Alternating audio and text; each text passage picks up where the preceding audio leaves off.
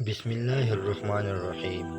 حضرت ابراہیم علیہ السلام کی زندگی۔ میرے بھائیوں، آپ نے بہت سے لوگوں کو دیکھا ہوگا کہ وہ جو آج کل یوٹیوب پر فحش قسم کی ویڈیوز آتی ہیں اس کو بہت شوق سے دیکھتے ہیں، اور فحاشی کے نقصانات پر بھی میں ایک ویڈیو بناؤں گا، لیکن افسوس ہے کہ ہم اس قسم کی ویڈیوز کے بجائے ہم اپنے اکابرین کی تاریخ نہیں پڑھتے۔ بہرحال آج میں آپ کو اپنے محبوب حضور اکرم صلی اللہ علیہ وسلم کے دادا حضرت ابراہیم علیہ السلام اور ان کے بیٹے حضرت اسماعیل علیہ السلام کی زندگی بیان کروں گا۔ امید ہے کہ آپ ان کو بہت غور سے سنیں گے۔ تو سنو، قرآن نے حضرت ابراہیم علیہ السلام کے کردار کو ایک مضبوط باپ کے طور پر بیان کیا گیا ہے۔ ایک ایسا مضبوط باپ جس نے بہترین تربیت کی صورت میں ایک ایسا فرمانبردار بیٹا اپنے سامنے کھڑا کیا جو خدا کے حکم پر راضی ہو گیا۔ حضرت ابراہیم علیہ السلام نے اپنے بیٹے کو فرمانبرداری سکھائی جو ایک باپ کی اہم ذمہ داری ہے۔ فرمانبرداری ایک ایسی خوبی ہے جو ہر رشتے میں محبوب سمجھی جاتی ہے۔ رب محبت اپنے تمام بندوں سے کرتا ہے، لیکن اس کے پسندیدہ بندے وہی ہیں جو صرف اسے اپنا رب ہی نہیں مانتے بلکہ اس کے ہر حکم کو بجا لاتے ہیں۔ حضرت ابراہیم علیہ السلام کی اپنی ساری زندگی خدا پرستی کے ساتھ ساتھ خدا کی فرمانبرداری سے تعبیر ہے۔ رب نے کہا، ابراہیم آگ میں کود جاؤ، اور بے خطر کود پڑا آتش نمرود میں۔ عکس انہوں نے اپنے بیٹے میں تب دیکھا جب پوچھا کہ بیٹے، میں نے خواب میں اپنے آپ کو تمہیں ذبح کرتے دیکھا ہے، تمہارا کیا خیال ہے؟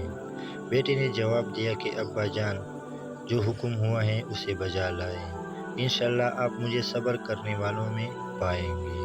سورۃ الصفات۔ حضرت ابراہیم علیہ السلام نے اپنی تمام عمر سب آزمائشوں کو پورا کیا، اس لیے قرآن نے انہیں مطیع کہا، خلیل اللہ کہا۔ یہ کیسے ممکن تھا کہ جو خود مطیع ہو اس کا بیٹا مطیع نہ ہو؟ اس لیے حضرت ابراہیم علیہ السلام نے بیٹے کو حکم نہیں دیا کہ قربان ہو جاؤ، بلکہ صرف اپنا خواب بتایا اور پھر پوچھا کہ بیٹے تمہاری کیا رائے ہے؟ وہ دیکھنا چاہتے تھے کہ جس صالح اولاد کی انہوں نے دعا کی وہ کس قدر صالح ہیں۔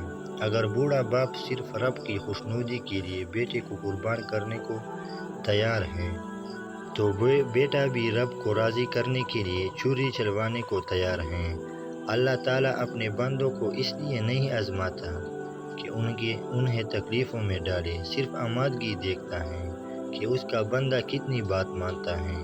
بیٹے کی قربانی مانگی گئی، لیکن اس کے بیٹے کو بچا لیا گیا، اور اس کا انعام اس صورت میں بھی دیا کہ اللہ نے امت کے لیے تا قیامت سنت جاری کر دی کہ اسی تاریخ کو جانور قربان کیا جائے۔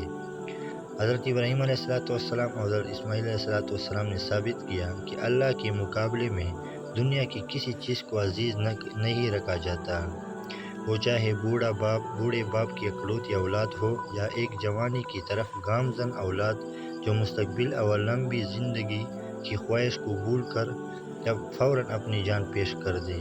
حضرت ابراہیم علیہ السلام جیسے خدا کے وفادار بندے نے اپنے بیٹے حضرت اسماعیل علیہ السلام کو یہی آداب فرزندی سکھائی کہ جان نثاری صرف رب کے لیے ہے۔